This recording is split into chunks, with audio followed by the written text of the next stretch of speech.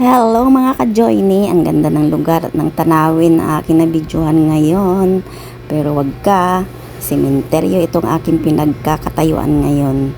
Dahil nagkikipaglibing ako niyan. Pero nagandahan ako sa paligid kaya nag-engganyo akong mag-video-video. Alam mo naman na tayo.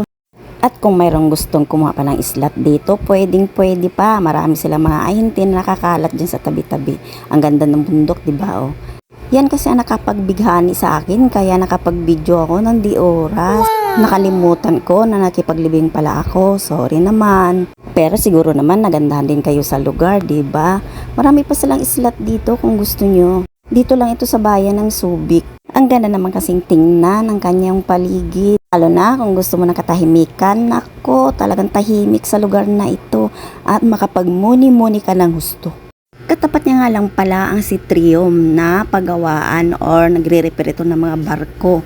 Ang pangalan dati nito ay Pelsico at di kalaunan sumunod na mga taon ay naging Kipil at ngayon naman ay naging Citrium. Naghihintay nga pala kami dyan na matapos na ang libing kaya para hindi ako mainip, ayan, nag-video-video muna ako para naman kahit papaano may content ako. O diba, wala kami magawa kaya nagkikwentuhan na lang muna at nagchika-chika. Habang hinihintay namin ang iba pa naming mga kasama. Nasa lilim din naman kami at mahangin din sa lugar na ito. Kaya hindi rin kami naiinip sa paghihintay pa namin sa iba.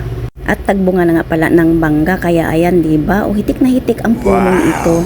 Yun nga lang hindi sa atin to kaya hanggang tingin na lang tayo. Ang sarap niyan lalo na kung mayroong alamang. Bye bye mga ka-Joyny. Salamat sa inyong panonood. Follow pa more, like and share.